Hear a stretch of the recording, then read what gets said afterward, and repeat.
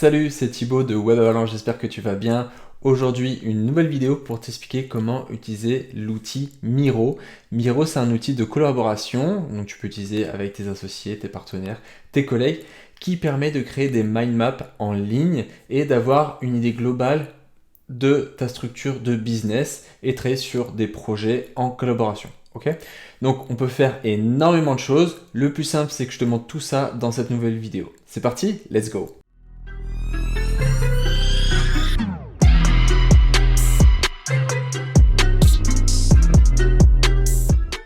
Comme d'habitude et pour commencer, je t'invite à cliquer sur le lien en dessous de la description de la vidéo pour créer ton compte gratuitement sur Miro. Vous venez de cliquer sur le lien dans la description et vous venez d'arriver sur le site internet Miro.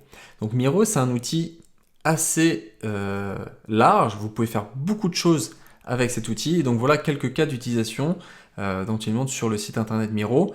Donc des réunions et ateliers, des brainstorming, vous pouvez utiliser des workflows avec la méthode agile, du UX, donc du design thinking, ce genre de choses, du mind mapping. Donc énormément de possibilités.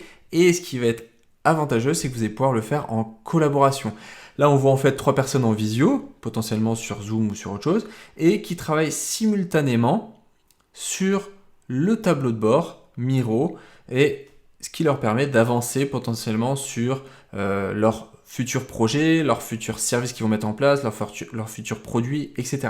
Donc vraiment beaucoup d'utilisation possible avec cet outil. Le mieux maintenant, c'est de vous montrer comment ça fonctionne. Donc ce que je vous invite à faire, c'est de cliquer sur le lien inscription gratuite en haut à droite et de créer votre compte. Vous pouvez aussi évidemment le créer via Google, via Slack, via Apple, via Facebook, via Microsoft. Ok? On se retrouve juste de l'autre côté une fois que vous avez créé votre compte. Vous voilà donc connecté sur l'outil Miro. Donc avec le plan gratuit Miro, vous pouvez construire 3 boards, donc 3 tableaux blancs où vous allez pouvoir créer un mind map, des flowcharts, du brainstorming, etc. et travailler avec vos collègues. Si vous avez besoin d'inviter vos amis, vos associés, vos collègues, etc., il suffit de cliquer ici, Invite Members, et mettre l'email ou les emails de toutes les personnes que vous souhaitez inviter. Vous pouvez aussi le faire avec le lien juste là et l'envoyer par email, d'accord? Donc, on a le droit à 3 tableaux blancs, c'est largement suffisant pour créer un projet, un brainstorming, etc. Mais je vais donc vous montrer comment en créer un nouveau. Vous avez juste à cliquer ici, New Board. Voilà. Et donc, on arrive dans l'outil dédié Miro. Et là, ce qui va être très intéressant, c'est qu'on nous propose des templates suivant ce que vous aimeriez faire. D'accord? Donc, le côté mind map, la flowchart, des rétrospectives, du brainwriting, du brainstorming, customer journey, donc le flow de l'utilisateur si vous créez une solution SaaS par exemple, la roadmap d'un produit que vous êtes en train de créer. Enfin voilà, il y a vraiment énormément de choix parce que c'est un produit, Miro, c'est un service visuel et vous pouvez donc créer tout ce que vous souhaitez et ça vous permet d'avoir cette vue d'ensemble sur le produit, le service que vous êtes en train de créer. Ok? Donc là par exemple, je vais cliquer sur le template du mind map. Et c'est parti. Donc par défaut, vous avez un petit outil à droite qui vous explique comment faire, mais je vais vous montrer comment l'utiliser. Ok, donc par défaut, voilà, on peut cliquer, rajouter des plus, ça crée des nouvelles branches. Là, je fais un cliquer-glisser pour me déplacer sur l'outil. Je zoome, dézoome avec mon pad, voilà, et vous allez vous rendre compte que finalement, un tableau, c'est juste gigantesque, donc vous pouvez faire des choses énormes, d'accord? Donc, admettons, vous voulez supprimer des branches. Voilà, hop, vous cliquez dessus, vous cliquez sur Supr et vous supprimez donc toutes les branches qui ne vous intéressent pas. Hop, hop. Donc là, l'idée, c'était de dire, voilà, on a un problème et donc, quelles sont les solutions proposées? Donc, on peut très bien, voilà, taper ici, double-cliquer. Donc là, je viens juste de double-cliquer, faire taper solution 1, solution 2. Etc.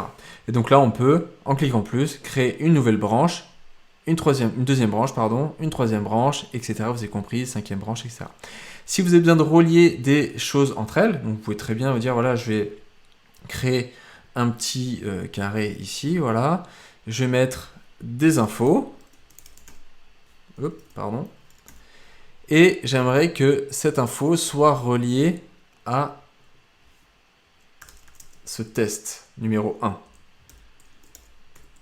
Ok, donc vous allez pouvoir, en cliquant ici, avoir une petite case bleue qui apparaît. Cliquez dessus et en fait, automatiquement, ça va vous proposer de le connecter où vous le souhaitez sur le nouvel aimant que vous mettez en place. Ok, et donc c'est là que vous êtes en train de vous dire, ok, je suis en train de comprendre à quoi ça sert Miro. Ça me permet d'avoir une vue d'ensemble du projet, du produit, du service qu'on veut créer. D'accord? Donc admettons, j'ai envie de changer de modèle, ça ne me convient pas du tout. Le mind map, on va prendre par exemple une flowchart, tac, ça va le rajouter en plus. Hein. Donc si vous voulez sélectionner l'ensemble de ce que je viens de créer, vous allez cliquer sur Maj, majuscule, sélectionner et vous pouvez faire supprimer.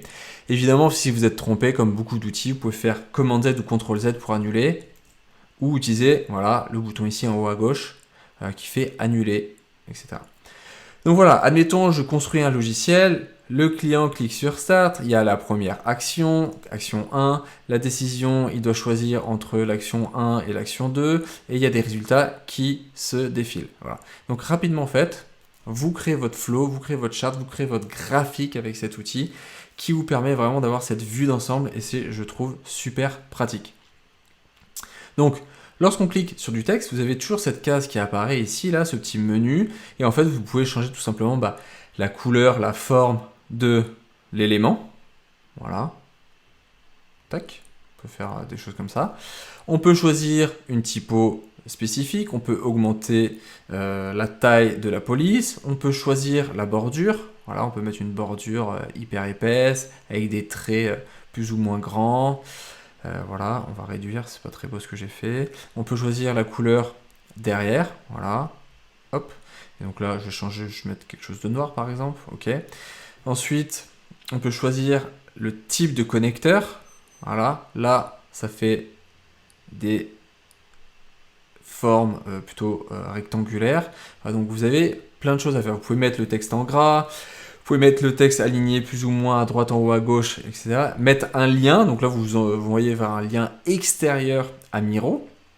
Voilà, et évidemment vous pouvez changer la couleur du texte et bloquer ce truc. C'est-à-dire que la personne ne pourra pas l'utiliser si c'est un collègue qui l'utilise. Si vous le bloquez, il ne pourra pas le modifier.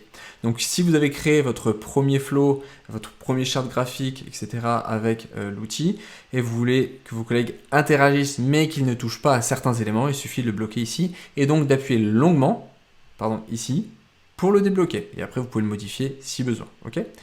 Donc voilà un petit peu rapidement ce qu'on est capable de faire. Vous pouvez très bien rajouter du texte à la volée. Vous pouvez rajouter des post-it. Voilà. Donc des formes, je vous ai montré comment on fait. Des flèches entre les outils. Voilà, donc admettons, je veux connecter entre ça et ça. Voilà. Sauf que j'aime pas du tout le lien. J'aimerais que ça soit plutôt quelque chose de fluide comme ça. Et des petits tirets. Hop, et voilà. En quelques temps, quelques clics, j'ai modifié, vous avez vu, la typologie du lien et le design du lien. Okay. Ensuite, vous avez possibilité de faire des dessins. Voilà, hein, parce que l'outil, c'est un board. Hein. On peut même surligner certains aspects de... Voilà, je vais surligner le start, là. Boum, boum, boum. Voilà. Vous voulez effacer du contenu. Hop. Vous avez vu, j'ai pris Eraser. Voilà. Et ce qui va être super intéressant, c'est mettre des commentaires. Je ne suis pas d'accord. Par exemple. Et donc, en gros, l'idée, c'est de dire, voilà, on peut mettre un petit emoji et on peut taguer les personnes en mettant un arrobase et vous allez pouvoir taguer vos collègues. Et là, la personne reçoit une notification automatiquement qui dit « Eh, il y a Jacques, par exemple, qui est pas d'accord, qui a mis un commentaire sur le truc start. » Voilà. Et donc, en gros, ça lui permet de savoir que il faut interagir dessus et donc de modifier potentiellement le contenu ou en tout cas de débattre sur oui ou non on est d'accord sur ce début de diagramme. Okay, et on peut dire si finalement à la fin le commentaire est résolu, on a trouvé une solution et on est tous d'accord, on a trouvé une solution en collaboration et on est ok et on peut avancer sur le projet. Okay, voilà pour les commentaires. Pas mal d'outils aussi qui vous permet de prendre des notes. Vous pouvez faire des to-do list, mettre par exemple des meeting agenda, donc en gros une sorte de workflow sur l'ensemble du process que vous êtes en train de mettre en place. Donc étape 1, étape 2, étape 3, ce genre de choses. Voilà. Donc on peut très bien tout supprimer. Voilà, on peut faire un petit résumé du projet. Donc ce qui est cool, c'est que vous partez jamais de zéro avec Miro. Il y a toujours un template que vous pouvez utiliser pour vous faire gagner du temps. Dans les paramètres, vous avez la possibilité de voir l'ensemble des raccourcis.